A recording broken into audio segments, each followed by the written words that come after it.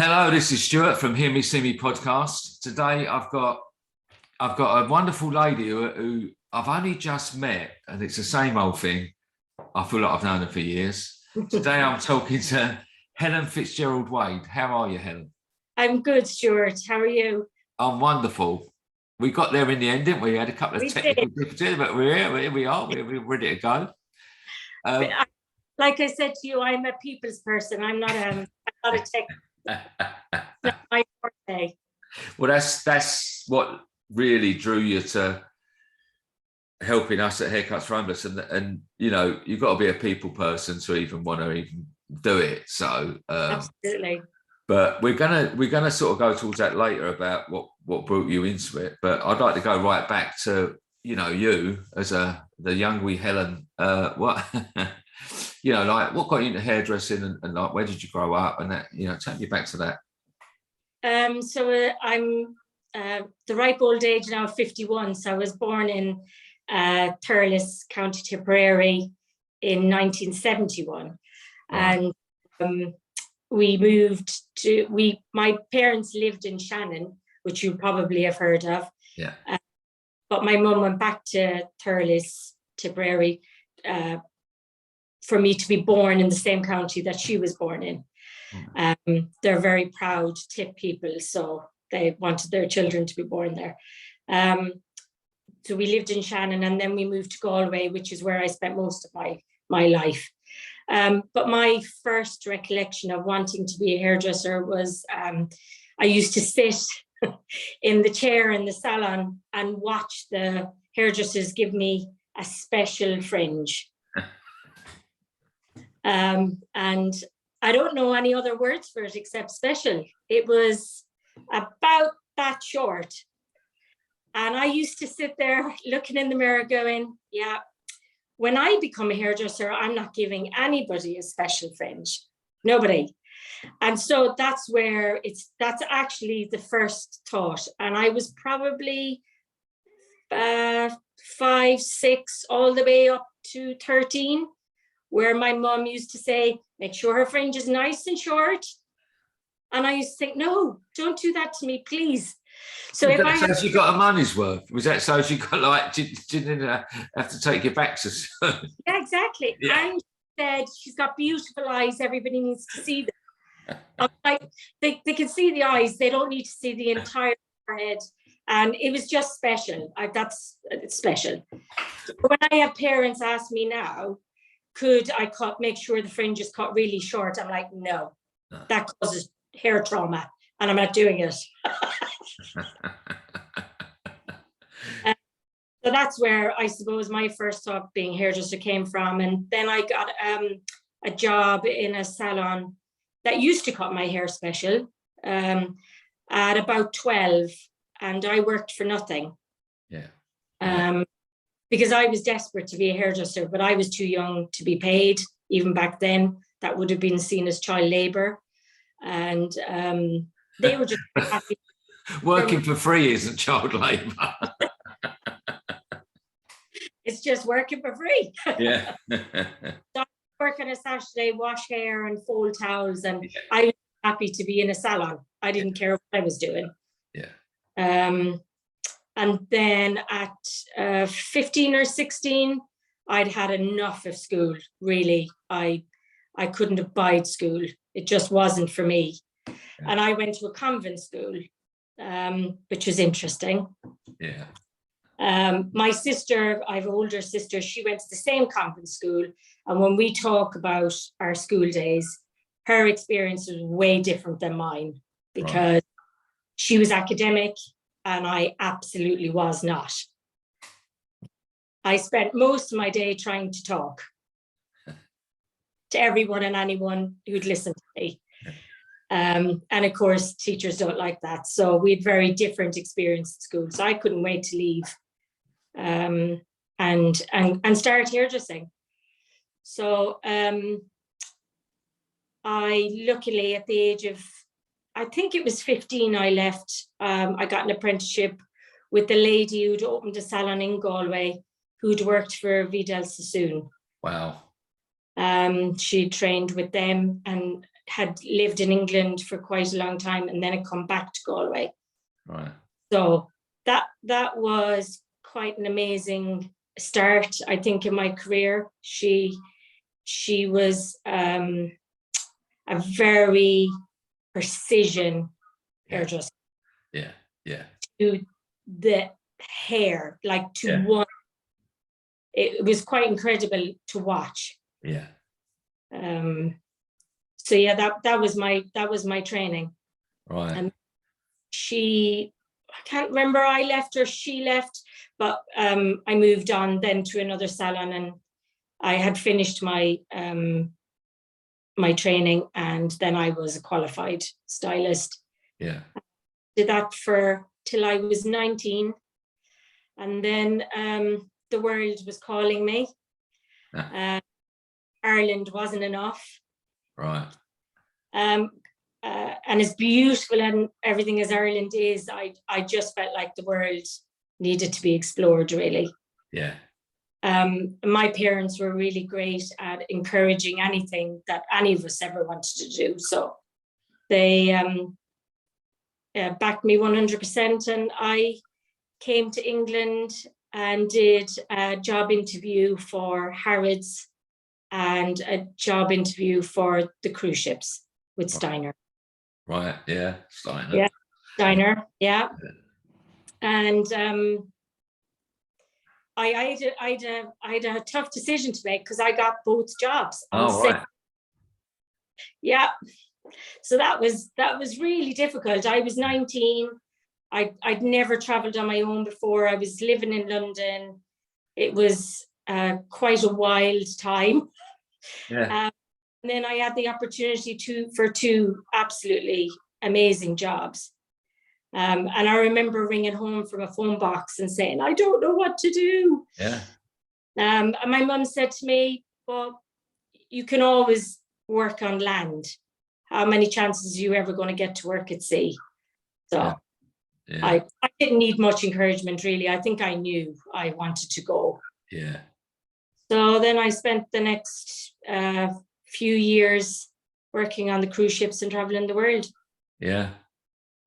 What was that like? That was amazing. Yeah. Absolutely amazing. Hard work.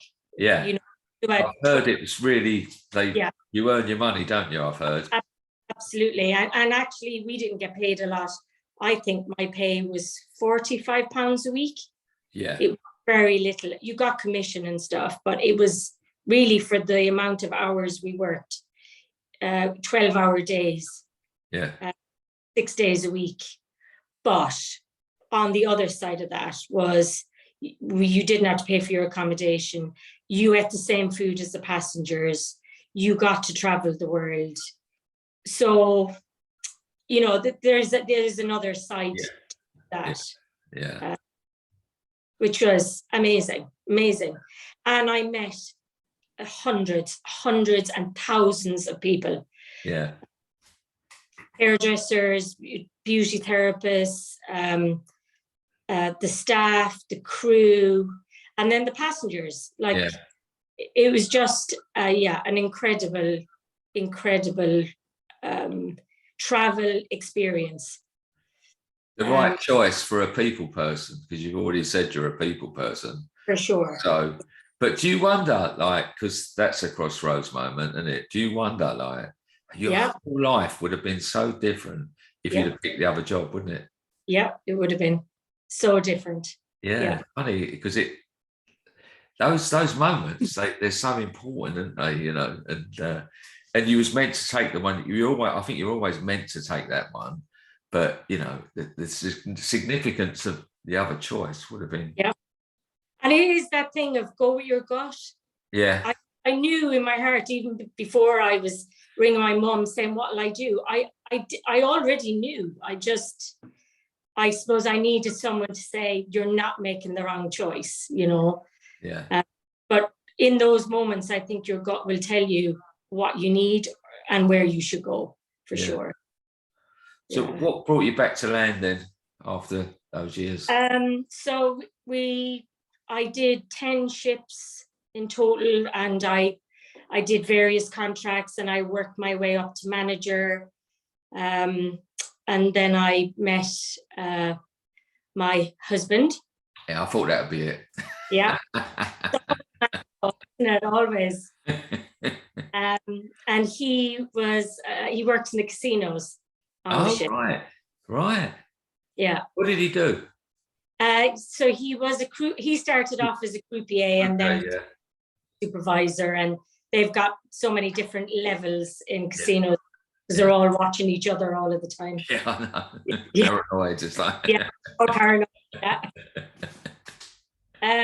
So it became more difficult for us to be together on the ships. They don't particularly favor couples because then they realize that you want to be on the same ship and they don't necessarily always want you on a particular ship. They might need you somewhere else. So we could see it was going to start. We had 2 contracts together and we could see it was starting to be a struggle.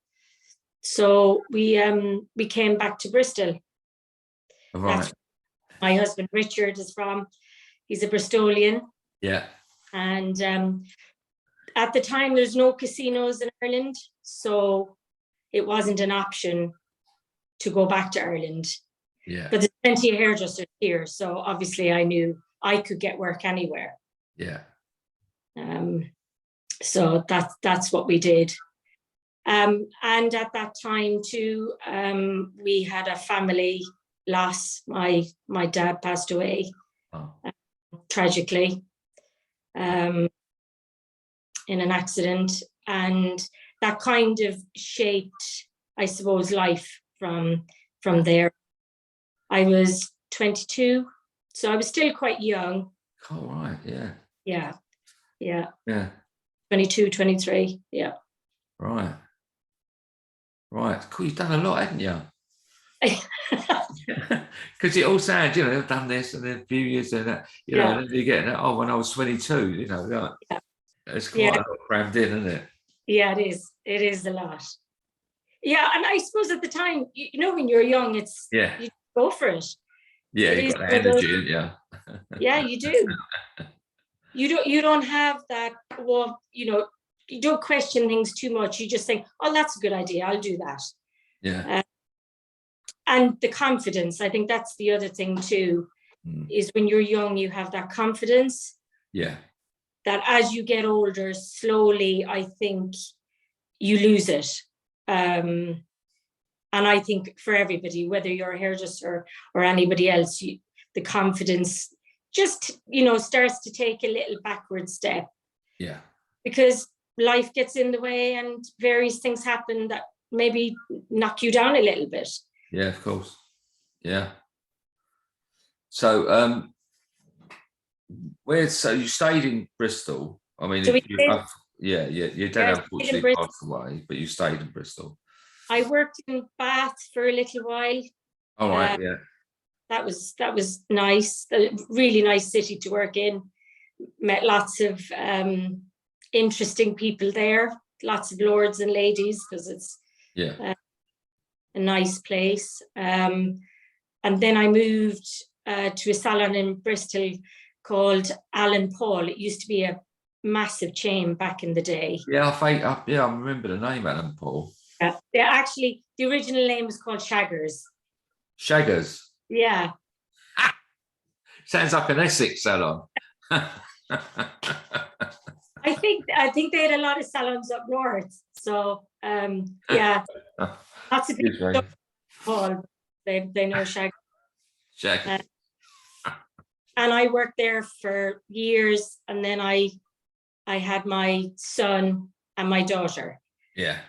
Owen is nearly 20 and Abby is nearly 17. Right. So that's taken up, along with work, that's taken up obviously quite a huge part of my life. Yeah, of course. Yeah. And where do you work today? So now I'm self-employed, mobile. Right. I found again when we had the crash in 2008, I think it was. Yeah. The salon that I worked for then had to let all its part-time staff go 3 weeks before Christmas. Oof. That was quite a shock. Yeah. But because I'd already worked quite a lot in Bristol, I had a lot of clients. Yeah. So you can imagine 3 weeks before Christmas, I was fully booked. I worked, but I was fully booked. And I was like, what? I don't know what I'm going to do. So I just rang all my clients and said, look, this is the situation. I left work today. Yeah. They said, kind of, you've got gardening leave from now. Yeah. And I said, I'll come to your house and do your hair. And then after Christmas, maybe I'll find another salon. Yeah. But as I started to do the mobile thing, actually everybody loved it. Yeah. They loved it. Yeah. They were like, we don't have to go into the center of Bristol anymore and face the traffic. We don't have to pay for parking. Yeah. Everybody just loved it. So then as I was doing everybody's hair, I said, how would you feel if I just came to your house and did your hair all of the time? Like, how would that be? And not one single person said no. No. Everybody said yes. Yeah. So that was 12 years ago, 10 years ago. Right. Longer, maybe. Yeah. Yeah. And I haven't looked back. No. Really. I think it's the convenience, the freedom of the hours. I mean, I know that because we get onto this now, probably that Haircuts for Homeless, and there's a big bulk of our volunteers. I mean, we've got like 600 volunteers. A big bulk of them are freelance. I think that a lot of it is that they've got that flexibility, to work volunteering around, their clients. Yeah, absolutely. And for me, again, like for the other volunteers, not being tied down to a place and having to ask for time off to do anything. Yeah. For me, raising children has been quite an incredible thing, really. Yeah. Being able to work perfectly, with bringing children up. Yeah, How did absolutely. you cope in the lockdown? Because like all of a sudden we couldn't work, could we? Yeah, that was that was tough, and I think it's tough for everybody. Yeah. For people who are self-employed, Yeah. absolutely, and obviously people who don't go out to work, people who home could still do their jobs. We couldn't. That was the first time I faced the fear of how were we going to pay our mortgage? Yeah. How were we going to pay our bills? Yeah. I'd never really, because I've always worked since I was for nothing. I've always worked. And that was the first time, even for about a week, that I was really unsure of life. Yeah. I think, like the first stage of it, we done loads of work with just reassuring, not even reassuring. We couldn't reassure our volunteers, but just sort of being and listening to them. We had loads and loads of phone calls. Me and my sister, who you've met, just lovely Belinda. Lovely Belinda. Lovely Belinda. And we was just sort of, like we didn't know what to say, because, and I know that quite a few instances of women who had, not women, people who had got like a home salon, and they'd invested, so they'd, because people think, oh, it's the home salon just stuck in the garden. Some people make quite an investment of it, and they borrow money to do it. So, they have a room built which can cost tens of thousands of pounds. Yeah. So it's a fully functioning, salon room in the garden. So there's a debt with that, as an outgoing. But then because of the situations, they never, they couldn't apply for any of the grants or anything because there wasn't a salon. Yeah. And I know one of my actual team leaders who in the end had to just walk away from the career because she'd worked so little over the 18 months previous. Yeah. That, but volunteering with us led her to go into helping people, and she now works in the same sort of capacity. She's got a job, and she gets the fulfillment out of that. Oh, wow. That's Yeah, amazing. she changed careers, and Yeah. lovely lady. Yeah, so it was tough, wasn't it? Like, yeah, no, it was. And for anyone, I think, that went out to work, and the same for my husband, he's changed careers now. He's not in a casino, he's in a cinema. So all right. obviously they closed. So it became like we're looking at each other going, well, nobody's working. What happens now? I know. Families were like that. I know. Luckily, slowly, because I've been self-employed for so long, I have a tax history. So, we got furlough, and so things were easier then. It wasn't so stressful. Yeah. At least that way, it wasn't so stressful. No, yeah, it took it out. I think physically for me, or mentally for me, the fact I didn't realise that, I've said this many times, how much doing this, the charity helps me mentally. So all of a sudden it was stopped, and I kept filling my day as much as possible, because I'm a doer like you, I wanted to keep doing. And but that thing of taking away my therapy, because it's almost like my therapy, got the world going on, and then you have a couple of hours where you constantly think about other people. It takes you out yourself. Absolutely.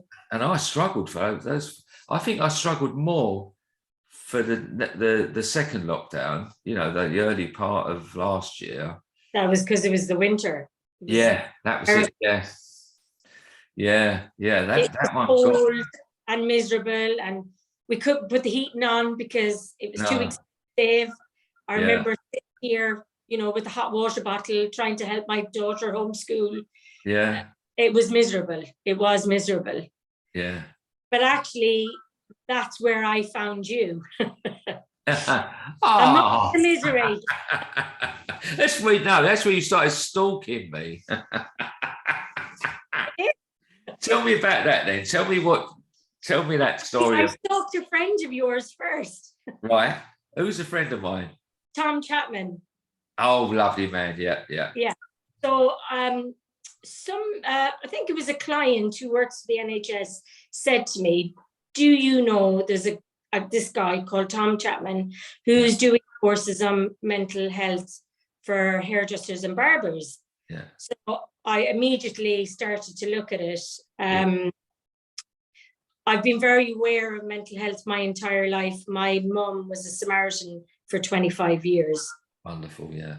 So even in, 40 years ago, I was very aware of mental health, probably before, in my 15, 16, I knew that word. I knew the word depression. I had heard my mum, talk about various things that she'd come across in her volunteering life. Yeah. So to say I've had an interest in it is wrong, but I've always been very aware of people's mental well-being and how it comes and how it goes and all the things like that. But I did Tom Chapman Zoom in one of the lockdowns. Zoom where, and I think R1 was the first he had done on Zoom before he done them in person, and this one was on Zoom. And what I found really interesting about Tom and the way he spoke actually was talking about the confidence maybe deteriorating over the years. I've always known hairdressing is a great job, but that thing of, well, you're just a hairdresser, that's kind of, all hairdressers know that. But what Tom did was he put a completely different spin in it that I knew was there, but to have somebody say it so strongly and powerfully, I was just like, wow. Yeah. That's just wow. And obviously Tom talks about his friend very sadly committing suicide.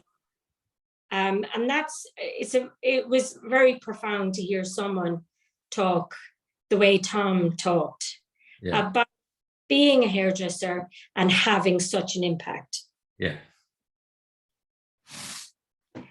And so I think I started to follow Tom on Instagram, and then Haircuts4Homeless popped up. Like and do. Where my journey started with yourself and actually the whole team. Yeah. I feel like I know everybody and I know nobody. Yeah. There's that. We say that. We do say about it. I say it a lot, and I put on there haircuts from his family. And it sounds a bit cliched, but we are like a big extended family. And you know, I've got team leaders who get in touch with other team leaders and from different parts of the country. And it honestly does really feel like a family. And you should do that. You know, when you see other team leaders, you know, honestly, if you inbox them and message them and say, look, I've just started Bristol, you'll be amazed. Because you know, they all everyone loves it. Everyone does it, you know, which is a wonderful thing. Yeah. No, and it feels like part of a family. I feel like part of a tribe. I do. Yeah. Yeah. It's a tribe. I feel part of. Yeah. Yeah. What made you hesitate? Because you said to me you thought a long time. What was making you hesitate? What made me hesitate? Well, obviously lockdown, because we were in a big one. Yeah. So, it made us all hesitate for a while there. I couldn't even do my own job. Don't mind do anything else. Yeah. My house, really. Yeah. So that made me hesitate, and my confidence. Yeah, for sure. And you know, I've had my own struggles. My mum, before lockdown, passed away, and that knocked me quite a lot hard. Having lost both parents, it takes time to come back from that. I think grief is a really all-consuming thing. Yeah, I've got to say, because I'm an open book. We've just been speaking about that before we started recording, and you know, and the fact that, you know, I lost my dad 15 years ago, but like I'm actually losing my mum at the moment, you know, and that's why we had that big chat. Yeah, it's a funny thing. It's so draining. Yeah. To watch someone go before your eyes, and I can imagine, like, if you was, I sort of get that. I really get that, because I know it's draining the life out of me at the moment. Yeah, I'm having a difficulty functioning almost on a daily basis, but and my sister, bless her, is as well, more so even, I think. So I get that. Yeah, I get where it takes you a little bit of time to get back from that, to be able to take something on. Yeah, absolutely. And actually be able to give something your all, because unfortunately grief, whatever is left at the end of the day, the grief sucks the life out of it. So I think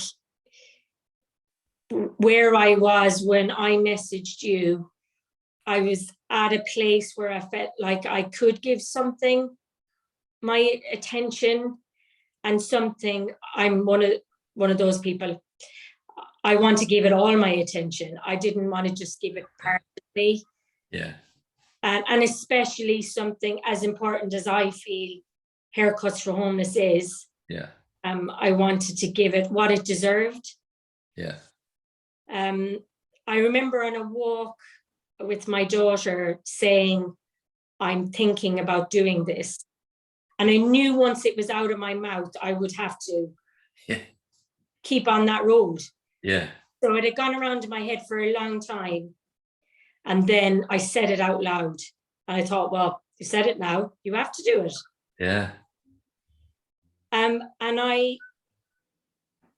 driving around Bristol over the years that I've been here, and especially being mobile, I drive lots of places. I see everything, and I have seen everything, or so I thought, actually, until we came out of, I think, the last lockdown. I saw something that literally stopped me in my tracks, and I could barely drive the car afterwards. I cried so much. I saw a young lad there's a road in Bristol called the Gloucester Road, and it runs between a area, let's say, that's not the best, as in, you know, it's not very affluent, to a place that's very affluent. So it's from one extreme to another you go. And this young man was in a wheelchair. He had one leg, and he looked desperate. And desperate is the only word I can use. And he was sucking lighter fluid with a cigarette and a can of cider. But in my life, I've seen lots. I've seen people sniffing glue. I've seen people on spice. I've seen people drunk, because that's what's turned up in front of my car. You know, I've seen it. But to see someone sucking lighter fluid, I just thought in that moment, what's happened to that young man's life? That he is on this road now in this despair. What's happened? Because the most horrific things must have happened. Yeah. Something has led him to where he is right now. And people just, and I'm not bad mouthing people, but people were walking past him. Of course. And I was stuck in traffic, so I had no choice but to look and just think, like, wow. Yeah. How sad, how lonely his existence must be. Because if you're sucking lighter fluid, life hasn't been good to you. No. And it, you know, it's just the practicalities of being, you know, in addiction, you know, possibly homeless, you know. Yeah. Oh, he was absolutely probably homeless, yeah. In a wheelchair with, did you say he had one leg or no legs? Yeah, one. And he was one leg. scooting along with the other leg. Oh, I know, yeah, I've seen, yeah. And, you know, that you think the practicalities of that. I must admit, like, talk about when you get a bit, it's being humbled, isn't it? You know, and absolutely. It's quite funny. I was in Leeds. I was in Leeds, and I've had a few years ago I had a knee replacement, and I think it was before I'd had it, so I was hobbling about a bit before I had the knee replacement, and I was in a lot of pain, you know, and I'd had a long train journey or whatever, and I was really feeling sorry for myself, and I was in this. We was halfway through this session, and I was getting a bit umpy, you know, because I was in pain, I was tired, and you know, and this guy coming in a wheelchair with no legs, and a great big smile on his face. Yeah. And I said, "Oh, do you want me to cut it?" And she went, "No, leave off." He goes, or in a Leeds accent, he went, "No, leave off." And he just sort of just rocketed out of this chair, and he got himself along, and he got himself up in the chair, and I cut his hair, and I thought, "Stuart, you miserable sod." Like, you know, when you think, like, I think, oh, my poor leg is hurting. this guy just come with no legs and a smile on his face. I thought, I think I've been sent a message. Yeah.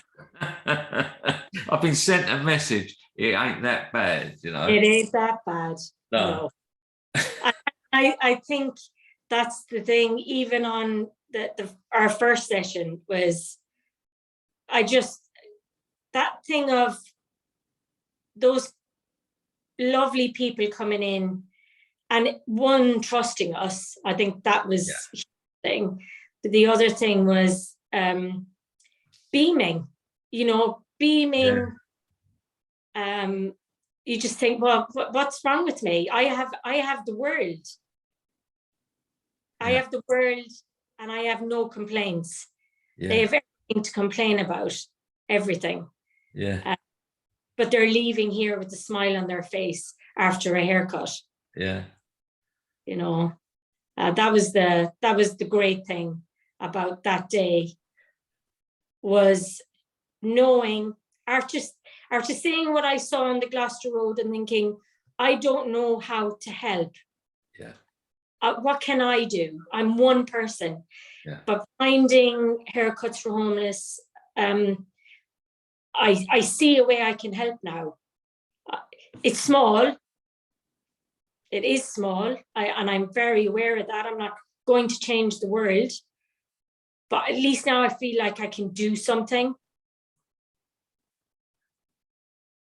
And do you know the biggest smile of all that day was yours?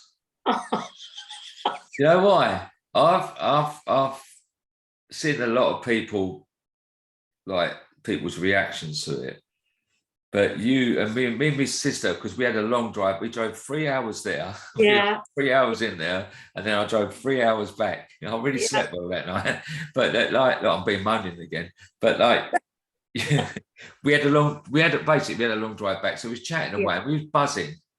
We was actually really buzzing because that was a Monday. On the Friday night, we'd met a new team of people at Haircuts4Homeless in Knightsbridge, which is a weird one anyway, because you go past Harrods and then into a church, and underneath, and there's 100 people who ain't got enough money to eat properly, queuing for food, and in a great atmosphere. And we'd had a real buzzy, real great session. And then we went all the way to Bristol, and we had another one. So we was driving back on a high. But we both commented about how grateful you was. Like you said to Belinda separately, you said to me, I can't, it was like the excitement you had, because you said, like, I can't believe it's actually happened. I can't believe we're here doing it. You know, and it, like, that fuels us. That fuels us to carry on, especially in difficult times like we're in at the moment.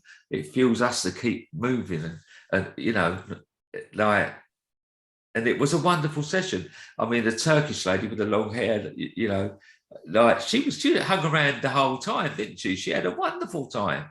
She and when she came in, she was very she wasn't angry, that's not the word, but I think she was uncomfortable and maybe mistrusting. But she didn't want to leave. Like, she wanted to stay.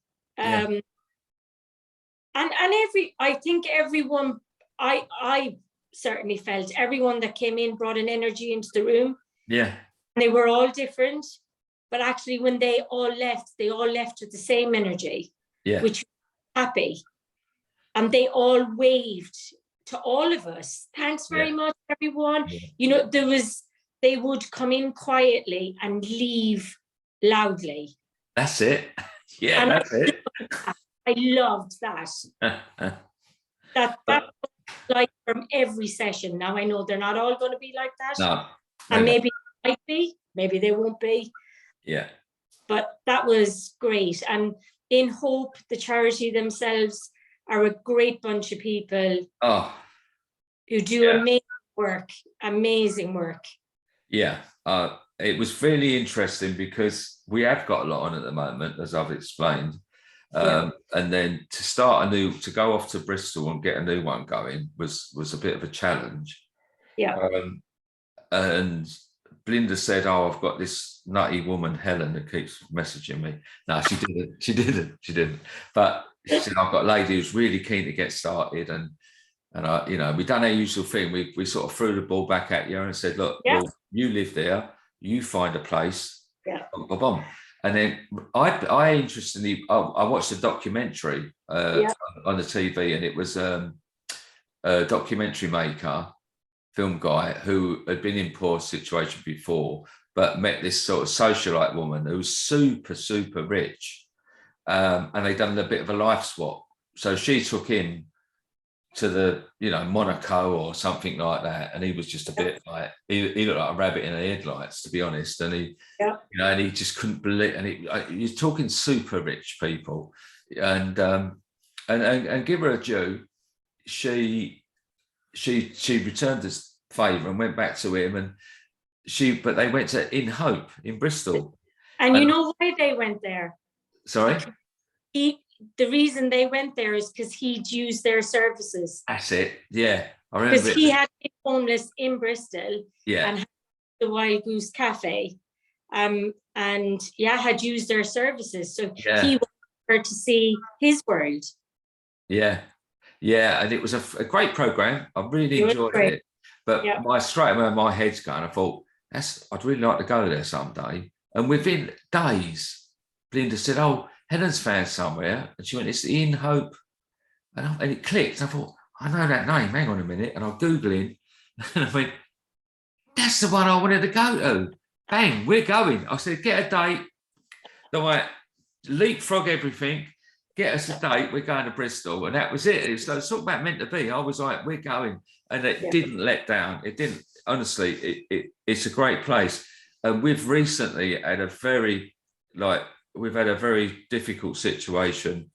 You know, there's a couple of places that we've stopped going to, and we send a video for to send to the centre. We're going to do new ones soon. L'Oreal's going to do some new videos for us that I've got to do, and I can invite you to that actually, because we're looking for some team leaders to take part in them as well. And I know how much you love the camera, not. And, but we want to get it to sort of explain. The new videos are going to be more like to explain what it's really like in a session, and and not just to allay people's fears. Because if people are worried about joining, we can let them know. People like your experience while it's fresh of how brilliant it can be. We want to get that across. But also, we do send one of the videos we've got out to the centre and say, "Look, this is what we expect of you." And we've had a couple of recently where they've put, I wouldn't have to put our volunteers in danger, to a degree. And I'm all right. I can look after myself. I can guide a session if I'm there, but I need it to be if I'm not there.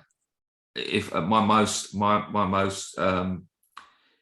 least confident volunteer needs to feel safe. And Absolutely. So if it gets, and they'll get, we give them, we say, "No, that's not acceptable," and if it carries on, we can't go back. And it's a shame, because all I ever feel about is the guests. And I feel about those wonderful guests. And I think these centres, if they're not doing their bit, they're letting their guests down, because we're taking away our service. But I've got to do that without any conscience, because my priority is my volunteers, I've got a responsibility. And In Hope, it was so nice, because we'd had a bit of that. So we went in, and they were perfect, as an example of how to be a partner with Haircuts4Homeless if you're a centre. Yeah. You've got to do your bit. You've got to make sure we had someone with us the whole time. We got it, just a little thing, like there was all tea and coffee and brownies, which I appreciated. There's all of that stuff, and they made sure everyone knew about it. They kept them coming. They everything they done, I was appreciating everything that they did. And hopefully people will hear this. And if you are a centre, there's a camera. If you're a centre and you want us to come to you, you do your bit. We do our bit. You do your bit, and we'll keep coming and coming forever. Absolutely. But you've got to look after us. We have to be, because sorry. When I found In Hope, I did a lot of research. Yeah. And I just kept coming back to them every time I looked somewhere else. I just thought, but In Hope. And then I just kept coming back. And when I first reached out to them, just their reaction, that alone was amazing. They were so up for it. Yeah. And then I went to meet Mick, the manager, and Naomi, the lady who stayed with us in the lovely lady, Naomi. I knew when we walked into that room, actually, I had one of those moments where I was glad I had a mask on, because my face was like, oh, I can see it working here. I know what this can be. We could make it feel like a salon experience. Yeah. Which is what I had a vision I had in my head, is I wanted it to feel like a salon. I wanted the atmosphere to feel like a salon. I want the guests to come in and feel like they've had a haircut, yes, but also an experience. Yeah.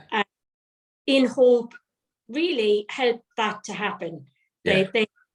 They helped with all of the vision that I had in my head on that day. And you've done hundreds of these, so I only know how I felt, but you've done hundreds. So I suppose you're the best person to say that if that was a good session, then I'm happy. I'm happy with that. Yeah. And it's like I say, this was a good instance of, if you want to be a team leader, you want to start a project, be a Helen. You've got to do your research. It's your city. We do get people saying, oh, where do you think, and I go, well, look, I live in Essex and you're in, you're in Newcastle, whatever, you go out and find out, because if you really want to get it started, you will, you'll do that and you'll find out it. And also then the places themselves is that, if you treat us right, you've got a free asset. Yes. Now, all of these centres, they thrive themselves on providing a service. Now, if they can include a hairdressing service once a month or once every 6 weeks, that's good for them. They've got that on their list of things that they provide. No cost to them at all. We don't charge a thing. We provide everything, So they really do need to appreciate it. For us to continue. And if they do, we've got great relationships. I've said to people, I could do like the AA, the B&B guide. I could do the homeless centre guide, because I've been to so many across the whole of the UK, and you've got ones that are very big and corporate charities which do great work, but I like the grassroots in Hope places that that are independent, run by people, and people helping people. Yes. And the difference the minute you walk in a lot of the time, and the reception you get as well. Yes. We've been in the baking up place, no one's even offered us a bottle of water or anything. Whereas that place, you had all tea and coffee and everything, and it's appreciating what we're bringing to the table, I think. Absolutely. And with somewhere like in Hope, they have food. Have a food bank. They have a women's refuge. They have life skills courses that they teach people, and I think Haircuts for Homeless, going into them, were just another piece of the puzzle to make their puzzle work. That for me, that's what I saw at In Hope, was we could add value to what they already do really well. Yeah, that's exactly it. We know our place, and I mean that respecting what we are. Yeah, we're a cog. We're a cog of a good machine. And we don't rehome people. We don't do all these things. But what we do is we give people respect. And we give them, and I won't underestimate it. Sometimes we do give them hope. I mean, my guy, I'm a very selfish person, and I go straight. As soon as that guy walked in with a beard, I'm like, he's mine. I'm having him, because I love a big his beard, Adam. I'll never forget his name. Yeah, his beard. When he walked, and I thought he was having his beard cut off. I was like, you're not having that beard cut off. And he said, no, I'm like Merlin. I keep all my strength in my beard. I was like, okay, that's good. That's good. And what He great was energy he a had. lovely guy. What a lovely guy. But and the thing is, I think you saw straight away. Me and him had a real connection. Yes. Immediately.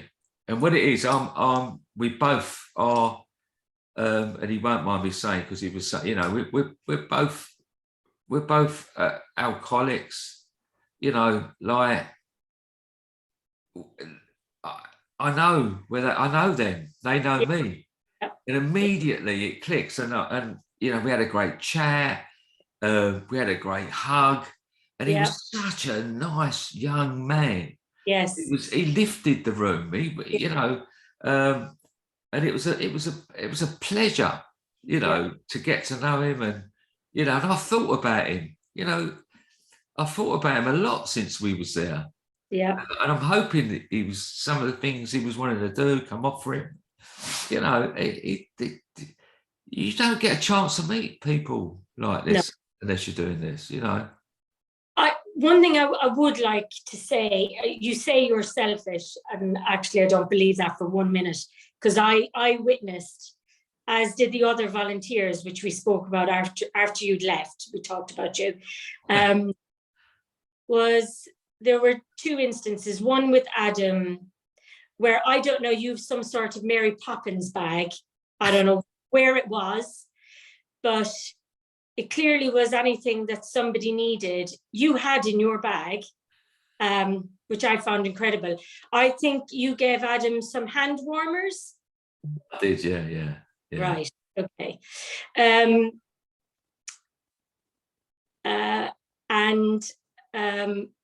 there was a nice guy there, who was a little bit concerned about the fact that he couldn't get any COVID test. Yeah.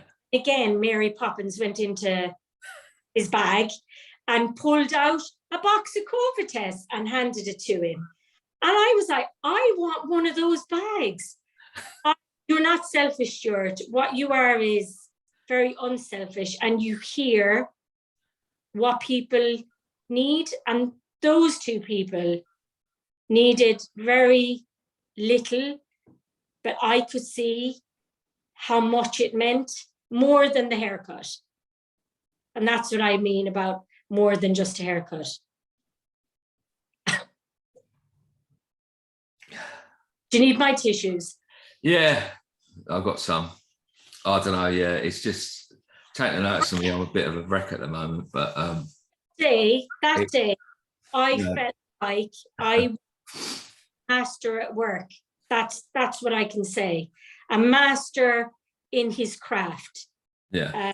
That's not just about the haircut. No. That a master in his craft of caring about people. Yeah.